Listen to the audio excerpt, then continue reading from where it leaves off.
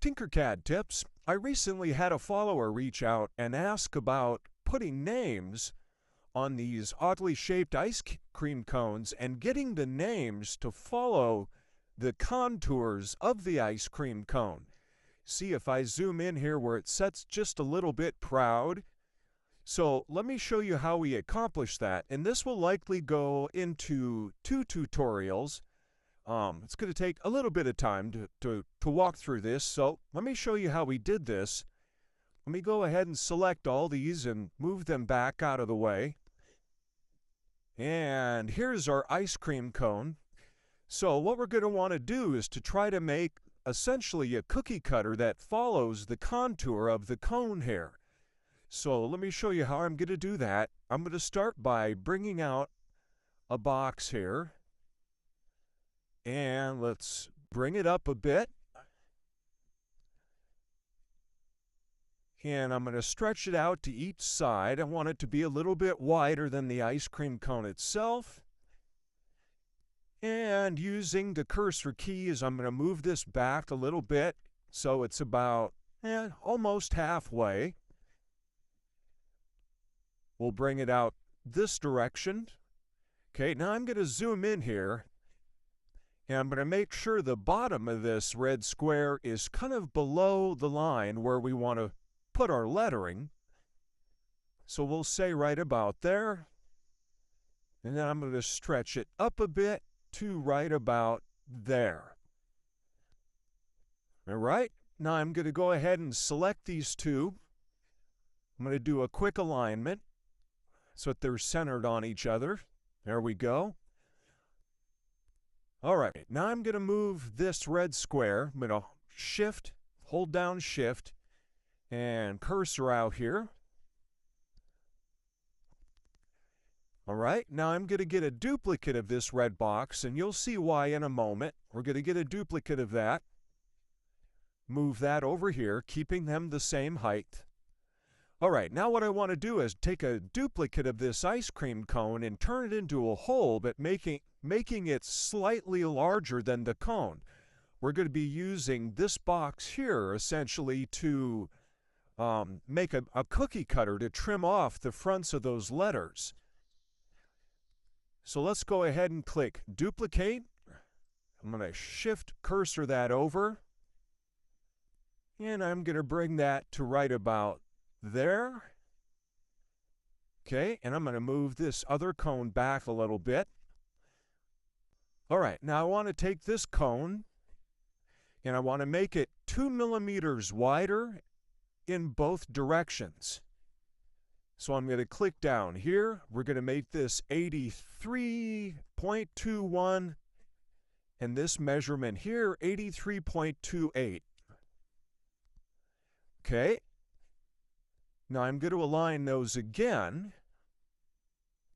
I'm going to click on the red rectangle here to make it the focal point so it doesn't move. Just the cone will move. There. Now I'm going to turn that cone into a hole. Now, if I were to join these two right now, we would have all of this extra red left in here. And the way that I eliminate that is by taking a duplicate of our hole shape here, this cone. I'm going to zoom in. I'm going to nudge it over just a little bit. And then I'm going to begin hitting Control D, wave duplication. And I'm going to continue doing that until all of that red of that rectangle is covered up. Okay? Now I'm going to lasso select all of that. I'm going to group those together, and that'll need a moment to resolve. Once it's resolved, it'll look like that. So notice that the inside of this is now the outside shape of the ice cream cone. Now to trim off the backs of the letters so that they don't protrude into these spaces in the cone here, we're going to make a second half to this, and that's what this one is for. I'm going to move that back to right about there. Now I'm going to take this one, I'm going to turn it into a hole.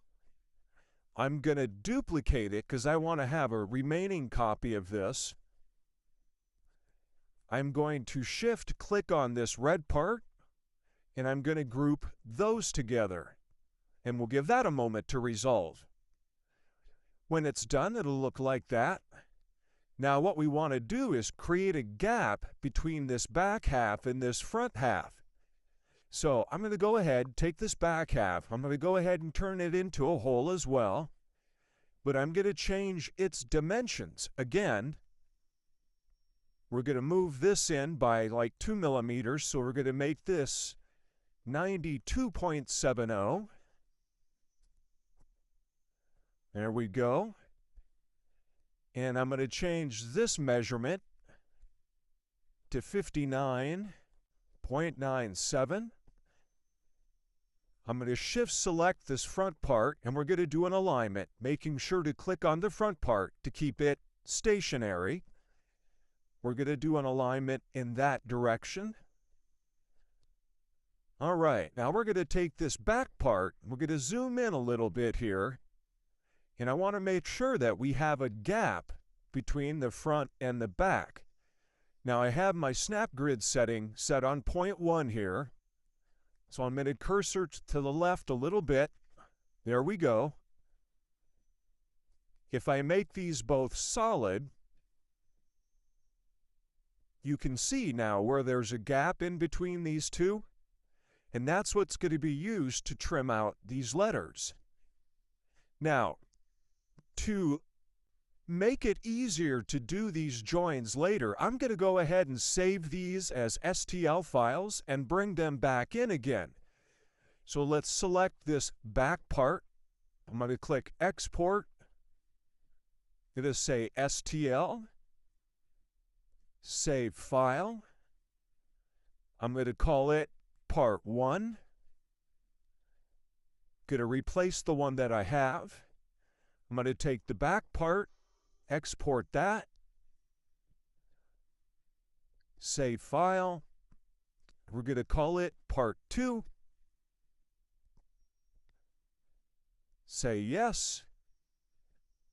Okay, now I can turn these both back into holes here.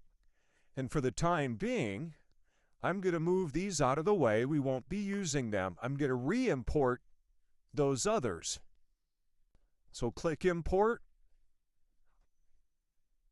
Let's find my STLs. There they are. There's Part 1. Import that. There's Part 1. Click Import. Let's get Part 2.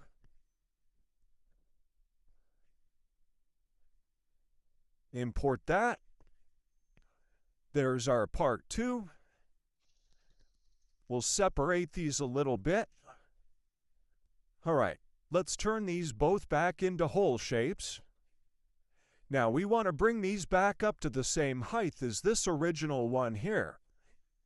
So I'm going to select the both of those, shift select this one over here and click Align. I'm going to click this one so that it's the reference.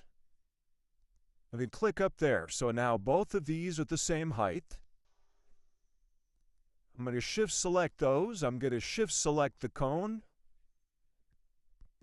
Click on the cone to make it the focal point of the alignment. There we go. Zoom in here. Now let's move these back together where we have just that small gap in between. There we go. All right, so this is the end of Part 1. Like, follow, and share for Part 2. Repost. Reposting is good for the algorithm. As always, if you have any comments about what you see here, drop me a comment. Or if you have ideas for other TinkerCAD tutorials, drop me a DM. Or if you need help in TinkerCAD, reach out to me in DM and we'll see what we can do for you. So, we'll see you on Part 2.